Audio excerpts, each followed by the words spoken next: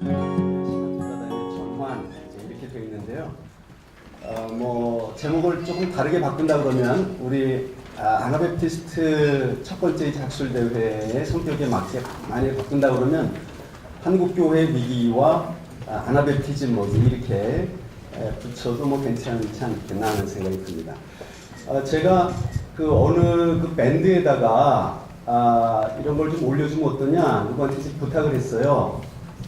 요번 이 행사 포스터를 그랬더니 이제 어떤 분이 무슨 글을 올렸냐면 개혁 전통과 이 아나베프티즘이 아주 엄청나게 다퉜는데 아나베프티즘의 복원을 이렇게 시도하는 이런 행사가 좀 우려가 된다. 이제 이렇게 좀 부정적인 반응을 보이더라고요. 그래서 제가 이제 뭐라고 반응을 보였냐면, 사실 저는 무슨 주의자다 이제 이런 말을 그렇게 썩 좋아하는 건 아니지만, 부득이지 쓸 수밖에 없지 않습니까? 그래서 만약에 어떤 주의라고 하는 말을 쓴다 그러면, 제 소속은 이제 장로교, 대한예수교 장로의 통합교단인데, 장로교 주의자라기보다는 우리가 에큐메니칼적인 예수주의자가 되어야 하지 않냐 이제 이런 얘기를 제가 올려놨어요. 지금 드리는 말씀은 뭔가 하니 이제 제가 이 논문에 서론도 들어가기 전에 그냥 들어가는 얘기 비슷하게 말씀드리는 건데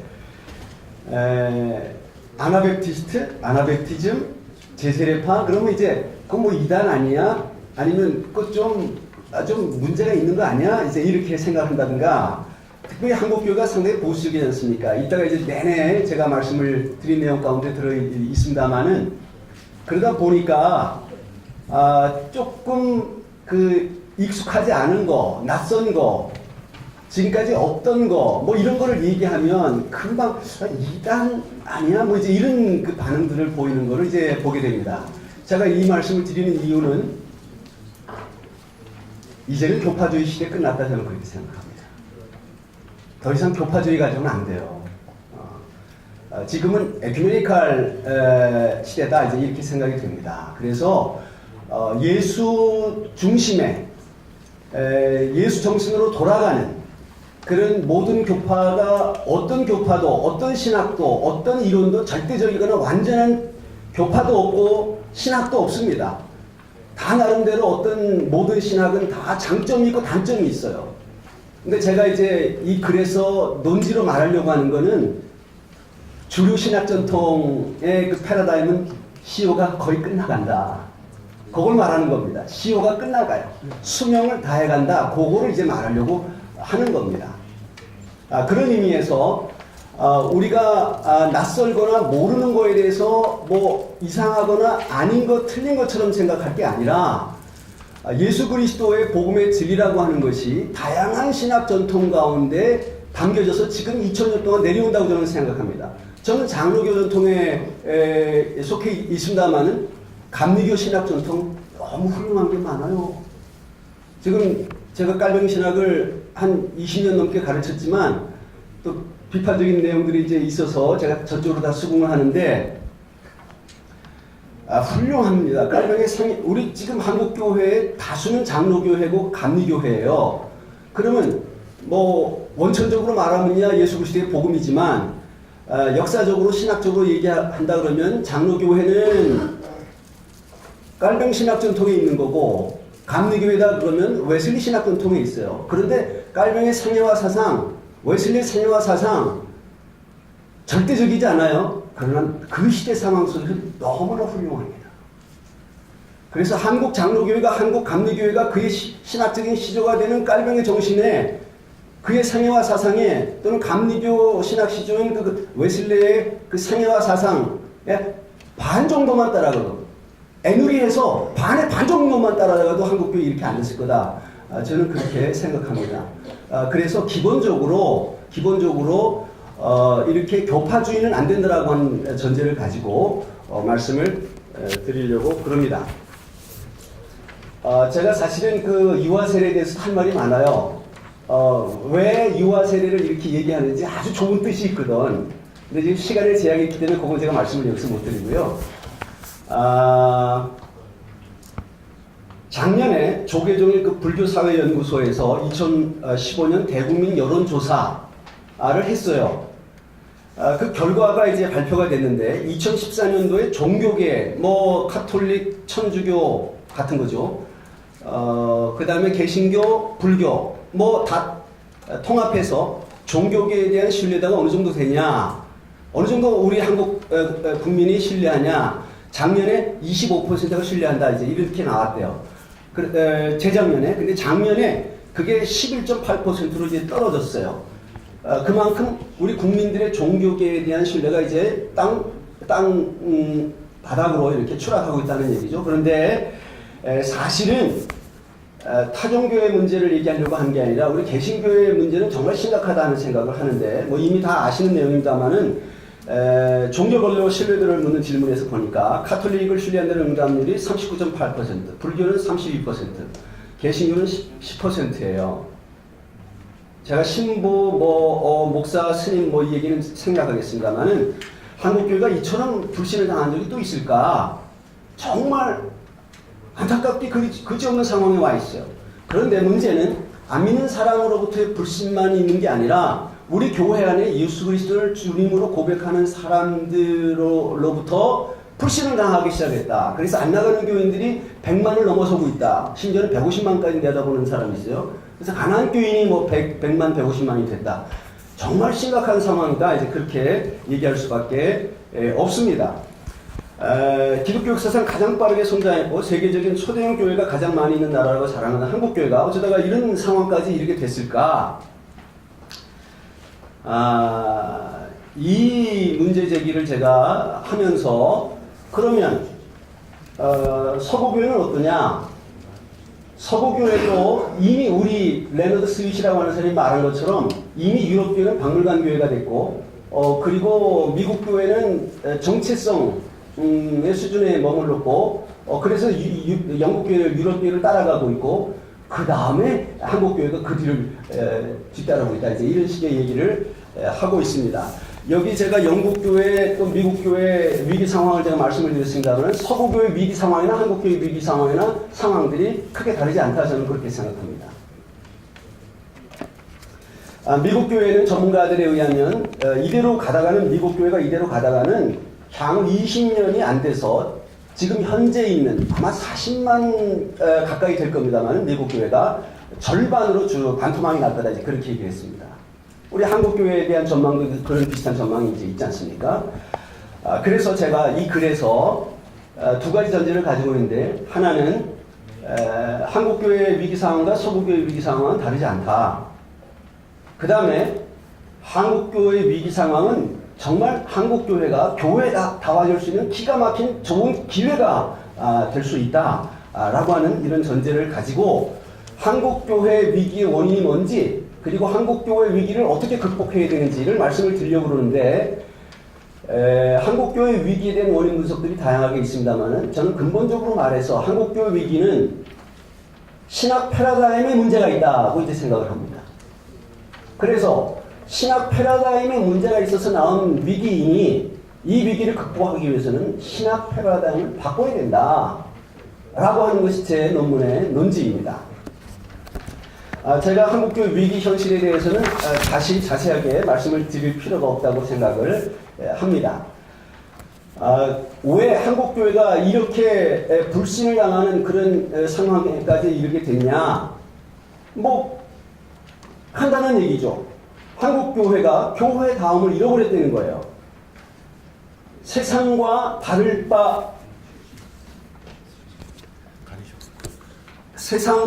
바 없는 곳이 되어버렸다. 교회가.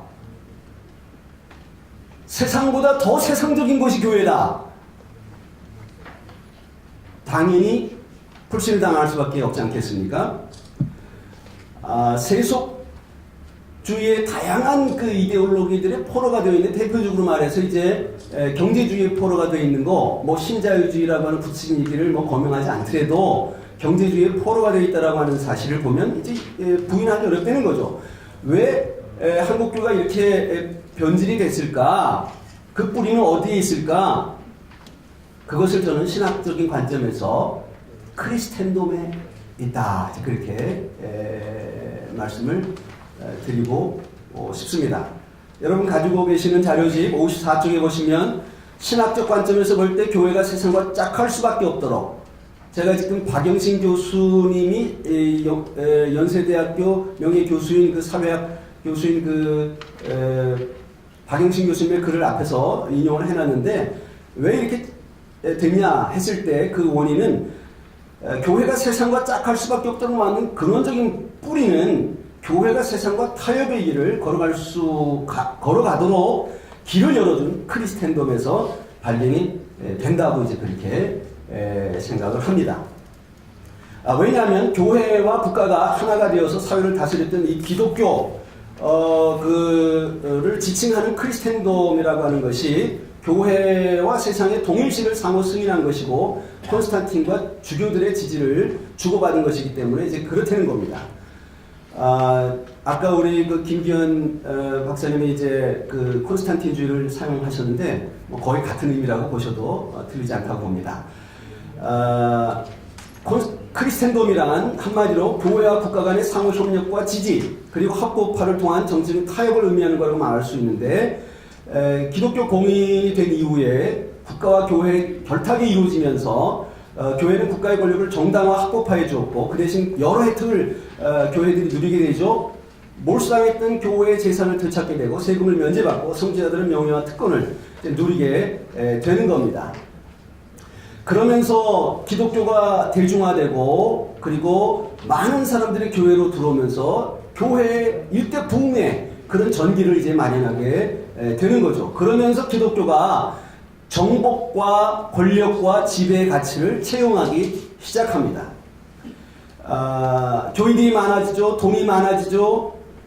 교회가 권력기관화 되어지면서 사랑과 은혜의 공동체 에서 제도가 되고 기관이 되어버리고 제국의 제도를 따라서 교회 안에도 직분의 계급화가 생기면서 제국의 폭력과 전쟁을 용인하기 시작했습니다.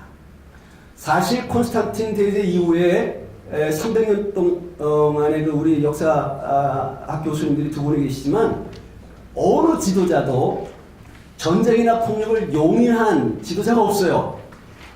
고대의 300년 동안은요, 뭐 조금 과장해서 말씀드리면 완벽하게 예수 그리스도의 가르침을 따라서 살았던 아주 아름다운 교회의 신학 전통을 가지고 있다고 저는 봅니다. 그게 망가지기 시작했는데 언제 망가졌냐? 콘스탄틴 대제 이후에 기독교가 국교로 공인이 되면서 로마의 제국의 종교가 되면서 이제 망가지기 시작했다. 이제 그런 말씀을 드릴 수 있는 겁니다. 크리스텐돔은 복음을 지지하는 것 같았지만 사실은 복음을 변질시켰습니다. 다시 말해 4세기부터 기독교의 왜곡의 현상, 이교화 현상이 나타나는 건데 결국 기독교는 세상의 것을 뒤집어 엎는 혁명적인 성격을 상실한 채 제국을 위한 사회 결속의 종교로 변질이 되고 말았다는 겁니다.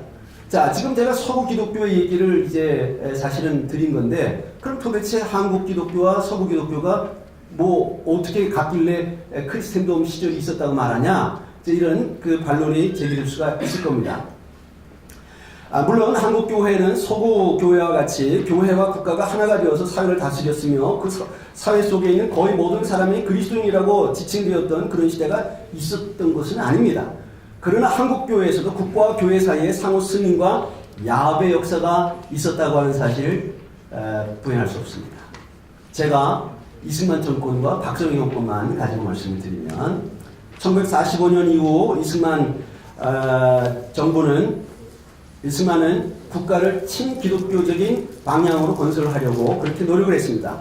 왜 그랬을까? 물론 기독교 신앙적인 요소가 작용을 했습니다만은 정치적인 관점에서 보면 그보다는 기독교를 지지 기반으로 확보해야 될 필요성이 있었기 때문에 사실 국내에 지지 기반이 이승만이 없었지 않습니까? 이제 그런 면에서 지지 기반을 확보해야 될 필요성이 이제 크게 작용했다고 저는 봅니다. 그에 따라 이승만은 개신교에 대해서 여러 특혜를 제공하였고 개신교회는 국가의 특혜 지원에 대해서 적극적인 정당화를 통해서 보답을 했습니다. 개신교 지도자들이 국가 정책에 대해서 거의 맹목적인 지지를 이제 보내게 되는 거죠. 이렇게 개신교회가 이승만 정부를 적극적으로 정당화한 결과 이 시기에 국가와 개신교 교회의 관계는 상호 승인과 협조로 특징 지어졌다고 말할 수 있고 이승만은 개신교를 사실상 국가 종교로 만들어 갔다고 볼 수 있습니다. 이런 국가와 교회의 결탁은 그 이후에 계속되는데 박정희 정권 하에 국가와 교회와의 결탁의 관계가 이제 동일하게 나타나는 거죠.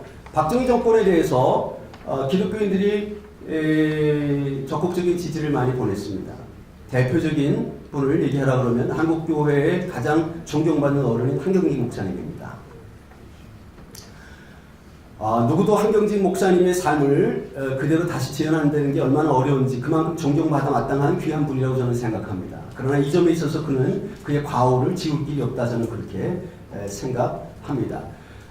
신사 참배에 대해서 템플턴 상을 받으면서 죄인이다 이제 이렇게 고백을 하신 걸로 제가 기억이 되는데 이 점에 대해서 고백을 했으면 얼마나 좋았을까 하는 아쉬움이 있습니다. 그 문제에 대해서는 최근에 나온 한국전쟁과 기독교라고 하는 책에서 아주 생생하게 잘 보여주고 있는데 제가 거기에 한 단락을 인용을 했습니다만은 결론적인 얘기 비슷하게 이 단락에서 말씀을 드리면 56쪽에 인용 그 단락인 마지막 줄에 보시면 한경직과 박정희는 더욱 밀착된 관계를 이제 맺었다고 하는 얘기를 할 수 있습니다.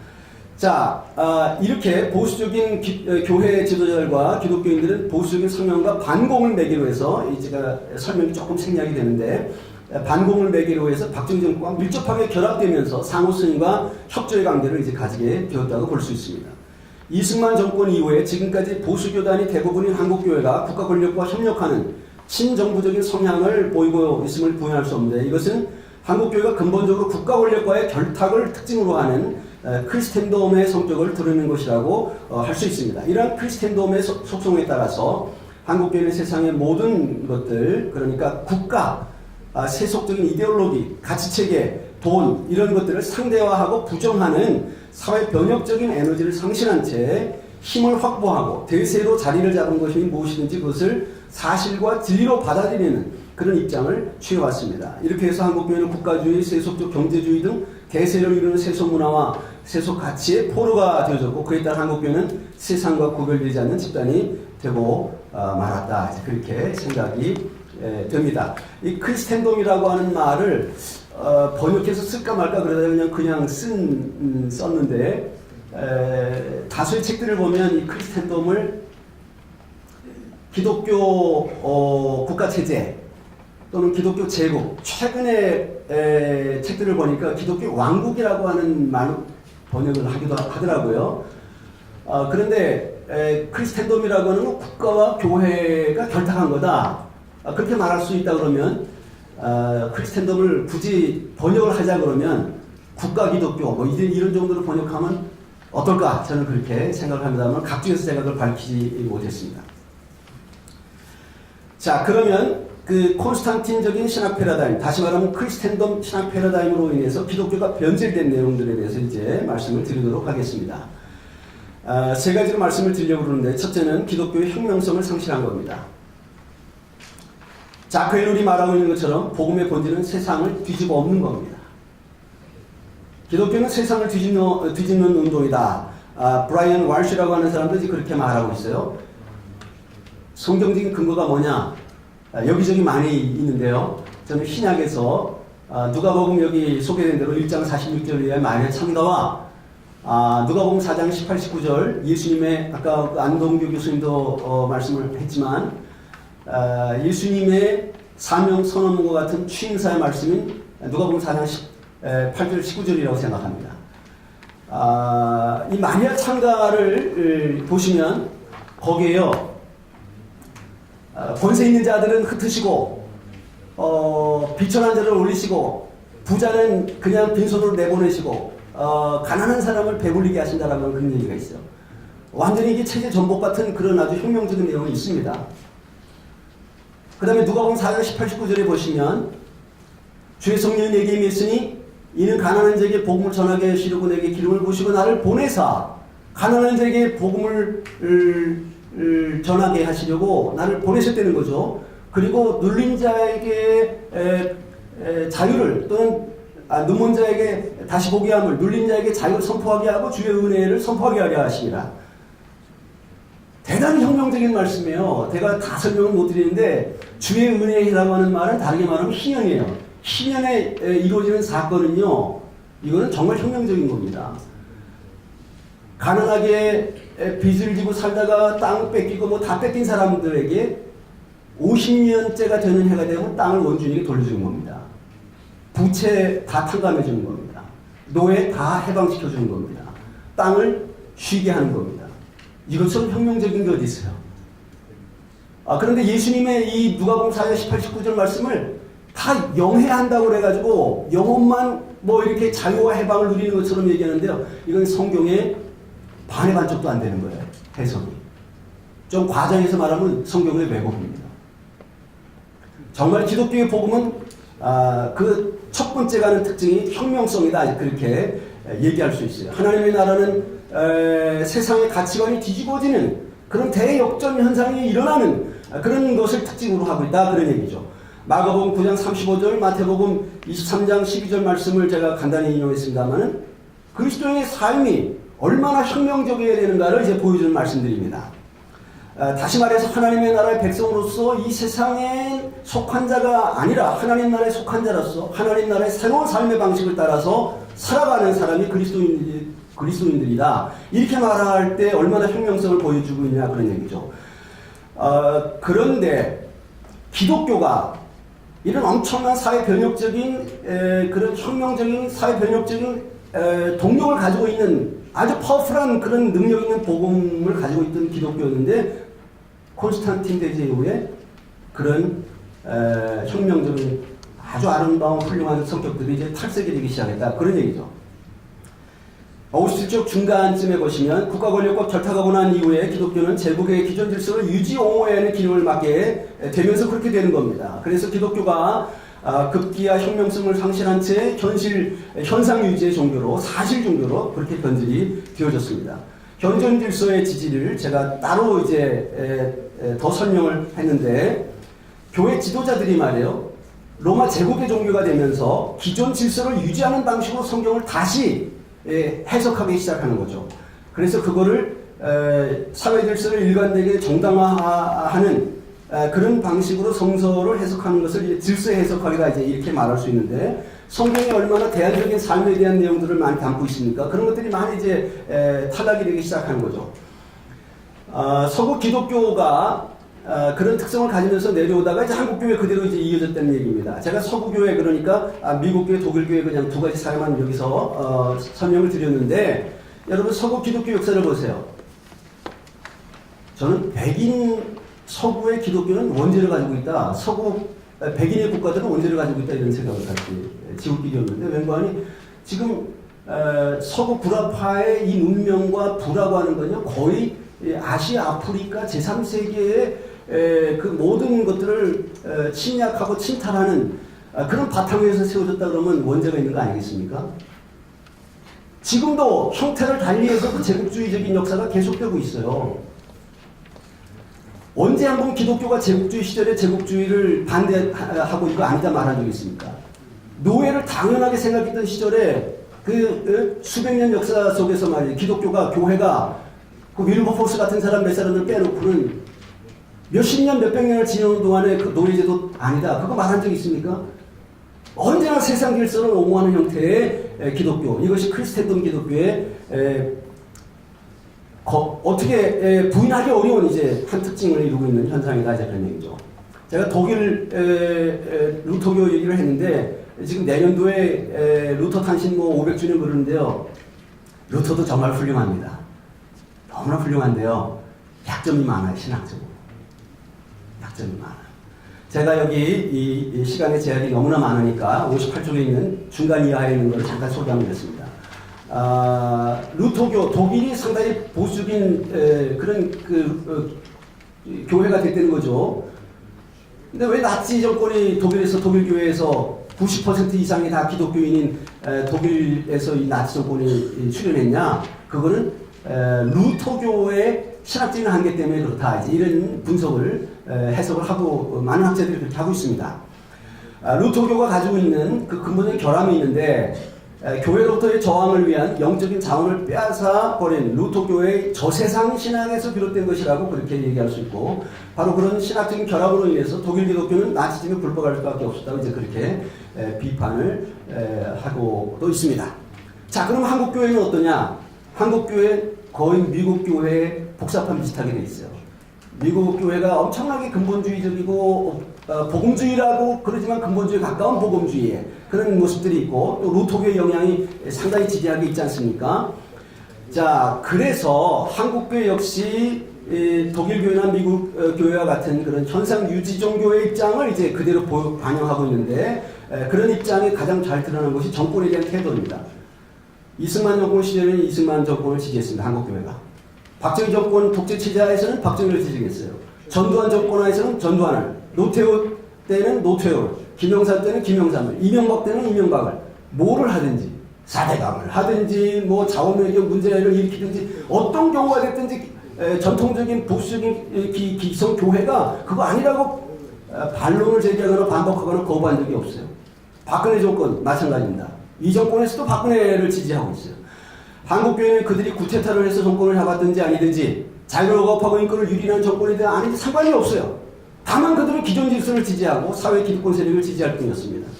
사회적인 약자를 지지하기보다는 기득권 세력을 지지하고, 불이한 사회 질서에 대해서 아무런 문제를 제기하지도 않고 위협하지도 않았어요. 자, 이런 현상 유지 종교가 되면서 한국교회는 추락하게 된 거 아니냐, 이제 그렇게 보는 겁니다. 지구적인 글로벌한 지구 시민의식을 가지면서 지구 생태계가 망가지고 있고 문명이 망가지고 있는 것에 대해서 심각하게 고민하고 있는 지성인들에게 한국교회가 어필할 어떤 뭔가도 가지기 어려운 그런 아주 뿌리부터 문제가 되어 있는 이제 그런 상황 아니냐, 이제 그런 말씀을 드리는 겁니다. 교회가, 기독교가 사회 변두리에 핍박받는 종교로 있다가 제국의 종교가 되면서 중심부로 들어왔어요. 그러면서 성경 해석에 왜곡이 일어나고 예수 이해에 이제 오류가 발생되기 시작합니다. 성경에서 말하고 있는 예수님의 이런 상당히 기득권 세력에 대해서 저항한달까 비판한달까 그러면서 약자를 옹호한달까 하는 이런 다양한 여러 가지 역설적인 진리의 내용을 담고 있는 복음의 내용이 잘 이해가 안 되는 상황들이 생기기도 하고, 그래서 예수님 해석이 문제가 생기기 시작했습니다. 다시 말해서 예수님을 온전한 참 하나님 참 인간으로 보는 게 아니라 예수 그리스도의 인성을 많이 탈락을 시키면서 약화를 시키면서 그저 신성의 존재로만, 예배와 경배의 존재로만 이제 그렇게 대하기 하기 시작했다는 거죠. 다시 말해서 내가 예수 그리스도를 주로 고백하면 주인이 된 이상 주인께서 살아가시고 주님이 살아가신 대로 말씀한 대로 살아가야 된다라고 하는 그런 삶이 아니라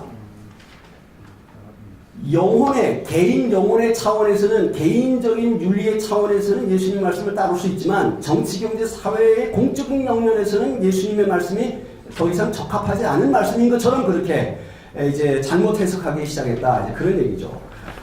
그래서 60쪽의 중간 위에쯤에 보시면 종교개혁자들의 이제 경우에 이제 그런 모습들을 우리가 지적할 수 있는데, 종교개혁자들은 이신칭의론과 구세주로서의 예수와 예수의 십자가상에서의 구속의 사역을 강조했지만 그분의 삶과 가르침이 제자들을 위한 규범이 된다는 사실은 소홀히 다뤘습니다. 다시 말해 그들은 예수 인간성을 희생하면서 그리스도의 신성을 강조했고, 제자들의 모델로서의 예수를 희생시키면서 고론적 교리의 진술로서의 기독론을 강조했다는 겁니다. 한국교회 어떠냐? 똑같다. 한한상 교수님이 얘기한 내용들을 제가 여기 인용해놨습니다. 한국교회에서 갈릴리의 예수를 만날 수 없다는 거예요. 사실은 신학 패러다임이 바뀌게 된다는 이유가 여러 가지가 있는데, 침례교에서는 이제 사도신경을 잘 안 외우지만 보통 일반적인 교회는 사도신경 외우지 않습니까? 사도신경을 통해서도 예수 그리스도의 인성의 모습이 거의 탈락이 되어져 있는 모습을 부인하기 어렵습니다. 거기 우리를 위해 십자가 못 박히신 거, 부활하신 거, 그거 외에 3년 동안의 공생의 삶을 통해서 어떻게 사셨고 어떻게 가르치셨고 어떻게 살라고 말씀하셨는지에 대한 내용이 일체의 배제가 되죠. 이제 그 심각한 문제다. 그런 말씀을 드리고 시간이 이제 다 돼버렸는데 그래서 간단하게만 이제 결론 삼아 말씀을 드리면 크리스텐덤 신학 패러다임 버려야 된다. 제가 구체적으로 6가지를 얘기를 해놨어요. 이거 이제 이걸로 대신하고요. 그러면 우리가 새로운 신학 패러다임을 가져야 되는데 새로운 신학 패러다임을 이제 뭐라고 말할 수 있을까? 아까 우리 김기현 우리 목사님은 포스트 콘스탄틴주의라고 말씀드렸는데 뭐 같은 의미라고 생각이 된다면 포스트 크리스텐덤 신학 패러다임으로 전환을 해야 된다. 이제 그런 말씀을 드리면서 그걸 저는 저 나름대로 한 3가지로 이제 정리를 해봤어요. 개인 구원의 복음에서 하나님 나라의 복음으로의 패러다임 시프트를 이제 해야 된다고 이제 말씀을 드릴 수가 있죠. 하나님의 나라는 이미 말씀드린 것처럼 세상의 가치와 완전히 뒤바뀐 나라예요. 그런 혁명성을 특징으로 하고 있어요. 그래서 개인 구원 복음이라고 하는 신학 패러다임을 버리고 바로 그런 개인 구원과 사회 변혁을 아우르는 하나님 나라의 복음이라고 하는 그런 새로운 신학 패러다임으로 이제 전환을 해야 된다. 그 다음에 우리가 확실히 믿기로 예수 그리스도만이 우리에게 유일한 구세주가 됩니다. 그러나 속죄론 중심의 이런 전통적인 신학은 예수 따라 살기의 삶이 강조가 안 되는 약점이 있으니까 그런 것들, 신성과 예수 그리스도의 신성과 인성, 그리고 구속주로서의 예수 그리스도와 우리의 삶의 모범으로서의 예수 그리스도, 이거를 통합하는 그런 통전적인 예수론. 저는 이제 통전적인 기독론이라고 쓸 수 있지만 기독론이라고 하는 것은 교리적인 의미가 강하니까 예수 따라 살기의 의미를 강조하기 위해서 통전적인 예수론이라고 이제 그렇게 말씀을 드렸습니다. 그 다음에 더 이상 오직 믿음으로는 안 된다. 루터가 성경을 이렇게 해석하면서 여기에다 이제 말씀드리는데 로마 3장에 본래 오직이라는 단어가 헬라어나 라틴어 원문에 없다고 그래요. 그런데 독일어 용법을 고려하면서 오직이라는 단어를 넣었어요. 그래서 오직 믿음을 강조를 했는데 본래 마틴 루터의 신학에는 선행이라고 하는 게 배제가 되지는 않습니다. 그러나 그것이 한국교회로 들어오면서 한국교회에서는 이상한 왜곡의 현상이 일어났는데 마틴 루터가 말하는 오직 믿음이라고 하는 게 선행의 행위를 배제하는 것처럼 이렇게 오해가 되기 시작했어요. 왜곡의 현상이 일어났다는 거죠. 그래서 더 이상 오직 믿음의 신앙 패러다임이 아니라 예수 그리스도가 주님이냐, 주님께서 말씀하신 대로 따라 살게 하는 예수 따라 살기의 새로운 신학 패러다임으로, 그런 신앙의 패러다임으로 바뀔 때 비로소 한국교회는 다시 교회다움을 회복하는 그런 새로운 기회가 열리지 않겠냐, 이제 그런 생각이 듭니다. 제가 66쪽의 결론은 그대로 쭉 읽고 싶은 마음인데 이미 시간이 지났기 때문에 이렇게 해서 마치겠습니다. 감사합니다. 오늘 모든 발표에 총괄을 해주는 좋은 논문이었고 강의였을 것 같습니다. 혹시 질문하실 분? 먼저 두 분인데 저기 김성환 선생님 먼저 하고 우리 앞에 분 같이 이제 춘천으로 이사 간 김성환이라고 합니다. 교수님께서는 한국교회의 위기의 어떤 근본 없는 신학 패러다임에서 찾으셨고 또 그 대안으로 그렇기 때문에 신학 패러다임의 전환을 제안하셨고요. 또 그 예를 들으셨던 것 중에 하나 독일 교회의 실패를 하나의 실례로 들어줬습니다. 근데 제가 알기로는 독일 국가교회가 나치 치하에서 저질렀던 그 실패도 있었지만 동시에 같은 시기에 독일 메노나이트 교회 역시 크게 다르지 않았던 것으로 제가 알고 있거든요. 독일 메노나이트 교회 역시 국가교회가 제공하는 모든 혜택을 누렸고 보호를 받았고 그들이 다른 신학을 갖고 있었음에도 불구하고 그 신학보다 더 다른 요소들, 역사적인, 사회적인, 정치적인, 민족주의라든지 다른 요소들에 의해 신학 고백에 어떻게 보면 저희 지금 돌아보면 충실하지 못했던 지점들이 있다는 것을 오히려 또 볼 수 있습니다. 그래서 오히려 신학이 중요한 것은 맞지만 신학 패러다임을 전환하면 문제가 해결될 것이다라는 것 역시 너무 나이브한 생각은 아닙니다. 우리가 지금 너무 에너베프티스트에 대한 갖고 있는 기대들이 우리가 하지 못하고 있는 모든 것이 저 운동이, 저 신학 체계가 그런 것들을 다 풀어줄 수 있을 것이다라는 혹시 그런 순진한 기대는 아닌가라는 우려가 또 들기도 하고요. 또 드리고 싶은 질문 하나는 미셔널 이제 그 운동을 하시는 분들은 현 상황을 진단할 때 이게 지금 가라앉고 있는 타이타닉이다 아니다라는 어떤 그런 비율을 많이 드는 걸 보게 됩니다. 지금 이 배를 고쳐서 갈 것이냐 아니면 배를 뛰어내려서 다른 배를 탈 것이냐라는 그런 위기 진단을 보는 경우들이 있는데요. 지금 말씀하셨던 것처럼 한국 교회 주류 교단의 신학교에서 가르치시는 입장에서 이게 지금 배를 고쳐서 갈 수 있는 상황이라고 보시는지 아니면 정말 배를 바꿔야 되는 상황으로 보시는지 좀 여쭙고 싶습니다. 저는 이미 서두에 말씀드린 것처럼 어느 교파도 절대적이거나 완전한 교파는 없어요. 그리고 어느 신학도 절대적이거나 완전한 신학은 없습니다. 다 장점이 있고 강점이 있고 약점이 있어요. 맨 화이트 제가 그 교수들한테 이스트 EMU 예 거기 그 대학에 가서 교수님들하고 이제 물어봤어요. 맨 화이트는 예수 따라 살기를 강조하고 제자도를 강조하고 그 밴드가 말한 것처럼 기독교의 본질은 제자도다. 그 다음에 교회는 형제됩니다.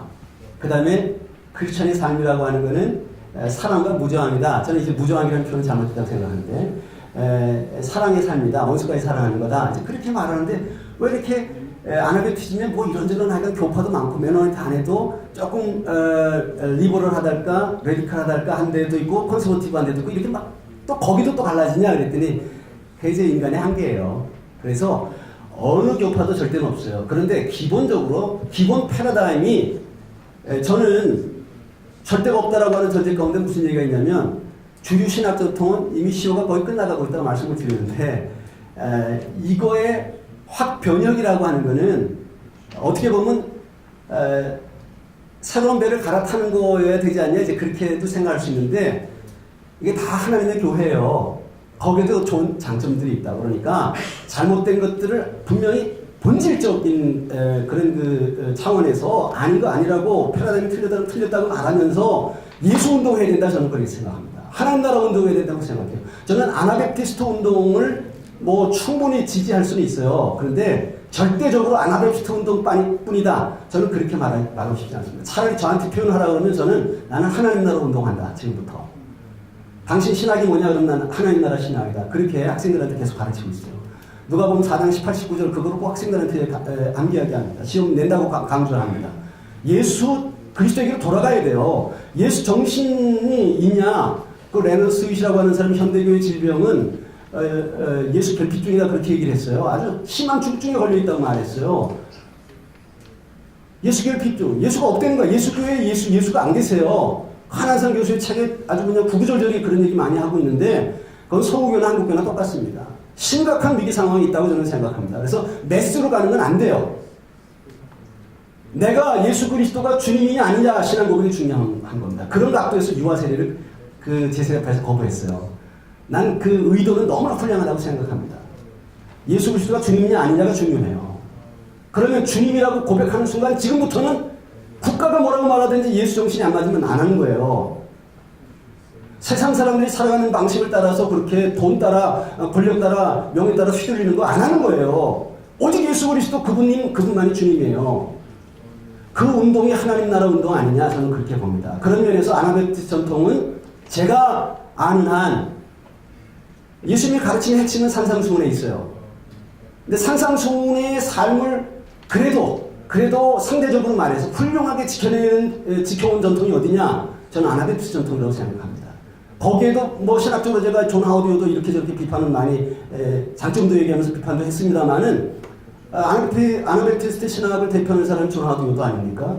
요도 신학을 제가 소개하면서 요도 신학의 장점과 단점을 다 얘기했어요. 어느 신학도 절대 없어요. 그러나 예수 따라 살기에 예수님이 가르친 그 가르침의 핵심을 담고 있는 산상수훈의 그 가르침을 온 몸으로 살아내려고 갖가지 화형과 수장을 당하면서 핍박을 당하면서 지켜온 전통 그런 점에서 우리가 주목할 만한 가치가 있다. 저는 그렇게 말씀을 드리고 싶습니다. 네, 저 앞에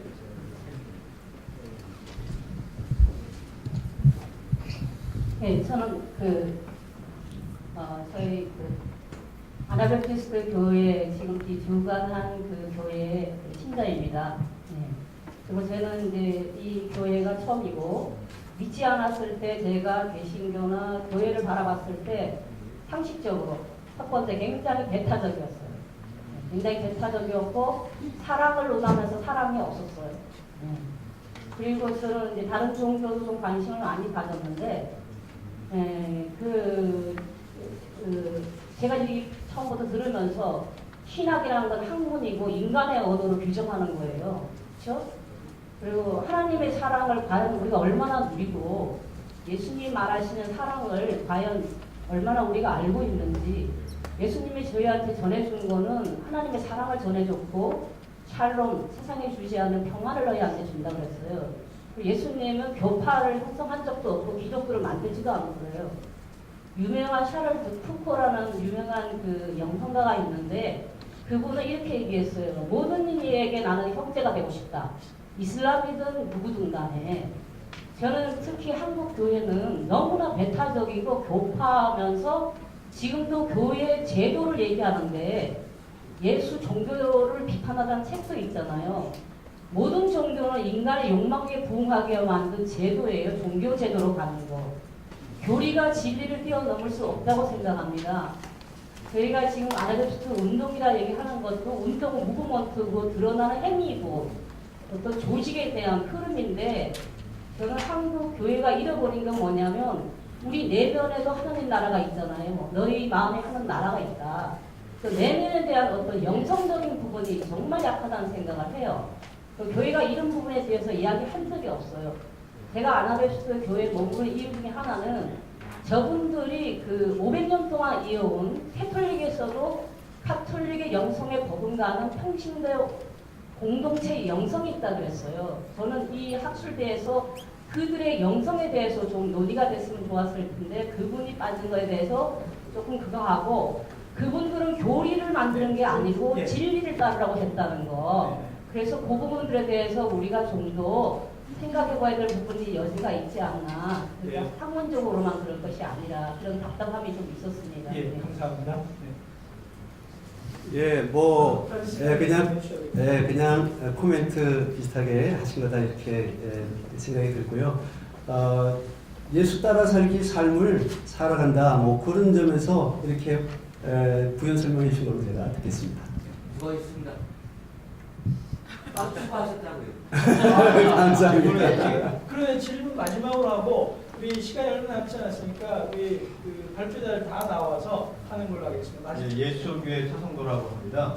그 제목 자체가 한국교회 위기 극복의 대안이라고 하셨는데 그 대안을 신학의 패러다임을 바꿔야 하고 그 패러다임에서 우리가 이렇게 지배해야 하는 게 크리스텐덤이다 이렇게 지적을 해주셨는데 저 생각에는 그 국가나 사회에 대한 그 크리스텐덤적인 대응이 문제가 아니라 그 크리스텐덤적인 그 사고와 생각과 체제가 교회 안으로 들어와 있다라는 거 그게 문제라고 생각해요.